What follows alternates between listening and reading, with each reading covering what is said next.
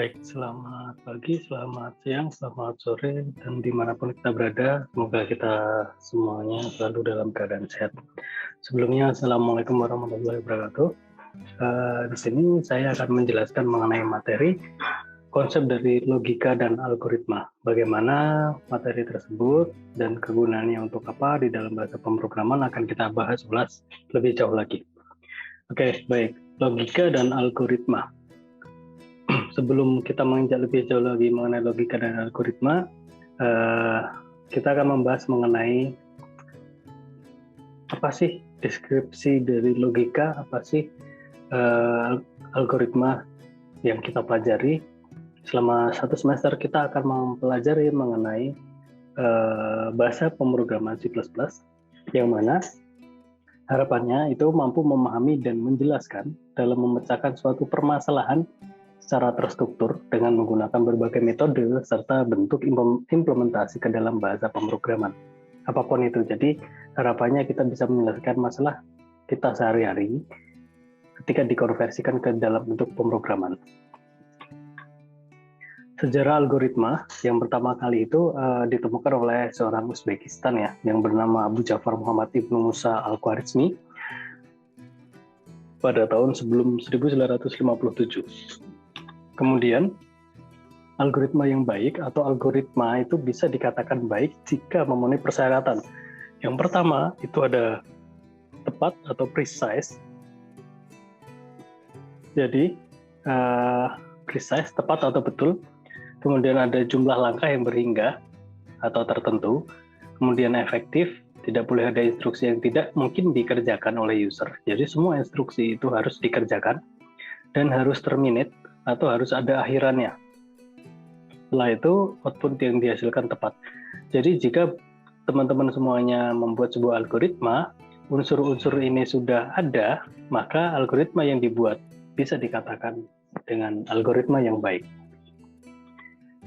Definisi algoritma. Nah, definisi dari algoritma sendiri, ini yang pertama, ada beberapa yang mengemukakan terkait dengan algoritma. Yang pertama itu ada langkah-langkah yang digunakan untuk menyelesaikan suatu permasalahan tertentu, itu juga bisa disebut sebagai algoritma.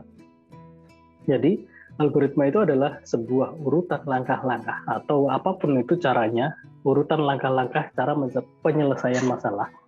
Jadi, algoritma itu adalah urutan langkah-langkah untuk memecahkan suatu masalah atau alur pemikiran dalam menyelesaikan suatu pekerjaan yang dituangkan secara tertulis. Artinya ada bentuk tertulisnya.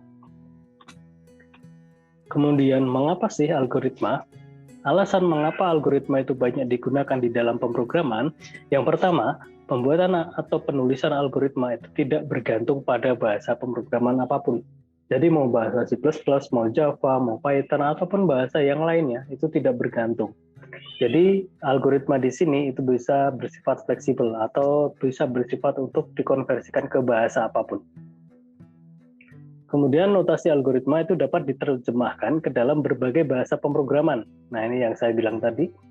Dan apapun bahasa pemrogramannya, itu outputnya akan sama karena algoritmanya itu juga sama. Jadi algoritma itu bisa dirubah ke dalam bentuk bahasa pemrograman apapun dan hasil outputnya itu juga akan tetap sama. Kemudian terkait dengan bahasa pemrograman, harus mengetahui juga struktur data. Apa sih yang dimaksud dengan struktur data? Kalau kita berbicara logika, kita berbicara algoritma, itu tidak lepas dari struktur data juga. Jadi struktur data adalah cara penyimpanan atau merepresentasikan data di dalam komputer agar bisa dipakai secara efisien. Data-data yang kita pakai di dalam komputer itu disimpan secara efisien. Kemudian sedangkan data itu adalah representasi fakta dunia nyata. Artinya semua apapun yang ada di dunia nyata itu termasuk ke dalam data.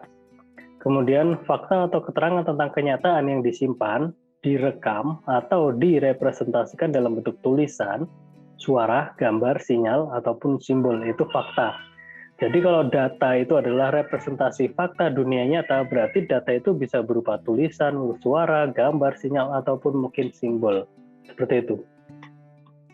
Kemudian pembagian struktur data. Struktur data ini secara garis besar sebagai secara garis besar tipe datanya itu dapat dikategorikan menjadi yang pertama itu ada tipe data sederhana, yang kedua ada struktur data. Tipe data sederhana itu terkait dengan tipe data sederhana tunggal, misalnya integer, real, boolean, dan karakter.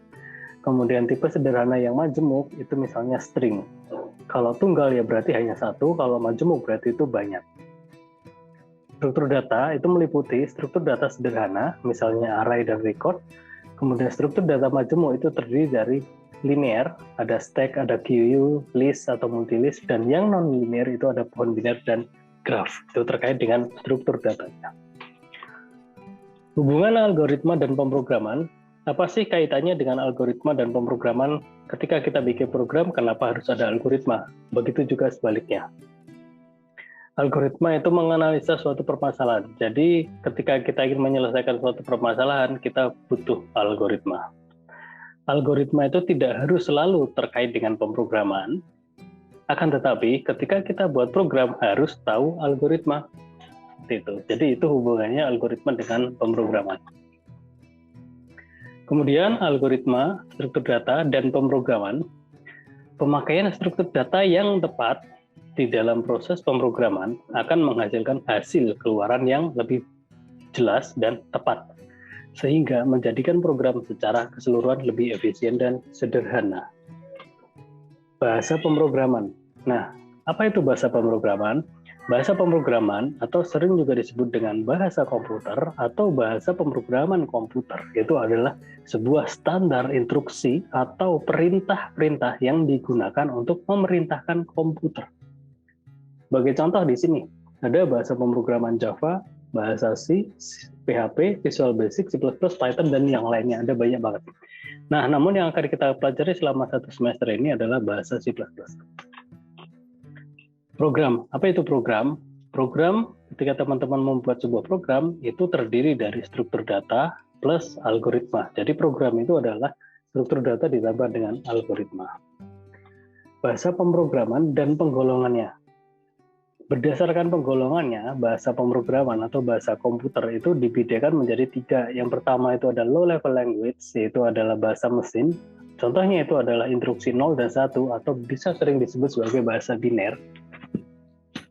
Kemudian middle level language, yaitu agak dimengerti oleh manusia, contoh assembly. Kemudian yang ketiga ada high level language. High level language ini adalah bahasa tingkat tinggi yang mana sudah dimengerti oleh manusia dan komputer. Sebagai contoh di sini ada bahasa C, bahasa C#, bahasa C++, Pascal, Fortran, OOP, ataupun mungkin Java atau bahasa pemrograman yang lainnya. Itu termasuk ke dalam high level language. Contoh algoritma.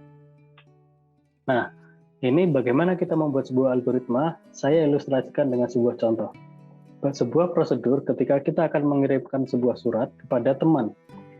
Yang pertama kali, teman-teman pasti harus nulis surat atau tulis surat pada secari kertas. Nah, ketika suratnya sudah ditulis, logikanya ambil sampul surat atau amplop, berarti suratnya itu dilipat kemudian dimasukin ke dalam amplop nih. Langkah yang ketiga, masukkan surat ke dalam amplop. Langkah keempat, tutup amplop surat dengan lem perekat. Yang kelima, tulis alamat surat yang dituju. Jika tidak ingat, lebih dahulu ambil buku alamat dan cari alamat yang dituju, lalu tulis alamat tersebut pada amplop surat. Yang keenam, tempelkan perangko. Yang ketujuh, bawa surat ke kantor pos untuk diserahkan kepada pegawai pos atau menuju ke bis surat untuk dimasukkan ke surat kotak di dalam bis surat. Ini algoritma itu berarti urutannya berhingga 1, 2, 3, 4 sampai dengan 7. Setiap langkah tidak boleh diabaikan. 1, 2, 3, 4 ini urutannya jelas. Bayangkan misal kita mengabaikan nomor 5. 1, 2, 3, 4 kemudian langsung ke nomor 6. Tulis alamat yang dituju ini tidak dikerjakan. Artinya setelah tutup amplop surat dengan lem perekat, kemudian langsung tempelkan perangko. Setelah tempel perangko, bawa ke kantor pos. Apa yang terjadi? Surat ini akan dikirim kemana? Tidak ada alamat. Maka algoritma itu saling sinkron dan di sini saling terhubung. Kita tidak bisa mengerjakan nomor 5 kalau nomor 4 belum dikerjakan. Kita tidak bisa mengerjakan nomor 6 kalau nomor 5 belum dikerjakan. Jadi urutannya itu jelas. Inilah yang dimaksud dengan algoritma. cara penyelesaian masalah. Kita punya masalah. Masalahnya apa? Kita pengen mengirimkan surat ke teman. Kemudian solusi permasalahannya bagaimana? Kita tulis secara tertulis dan berlangkah berhingga sampai dengan 7 tahapan ini. Inilah yang dimaksud dengan algoritma. Contoh algoritma. Algoritma menghitung luas persegi panjang. Bagaimana cara kita mengetahui? Berarti yang pertama, kita masukkan nilai panjang sebagai P, kita masukkan nilai lebar sebagai L, dan baru setelah itu kita bisa menghitung luas. Luas sama dengan panjang kali lebar. Kemudian setelah itu baru kita tahu hasilnya. Bayangkan nomor 1 tidak ada, langsung masukkan lebar, hitung luas. Luas sama dengan P kali L. Apa yang terjadi? Nilai P-nya tidak diketahui, berarti kita tidak bisa mengetahui hasilnya berapa. Jadi ini adalah contoh urutan algoritma atau contoh algoritma.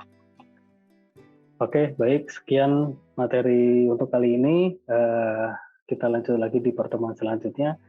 Saya akhiri, billahi taufiq wal hidayah. Assalamualaikum warahmatullahi wabarakatuh.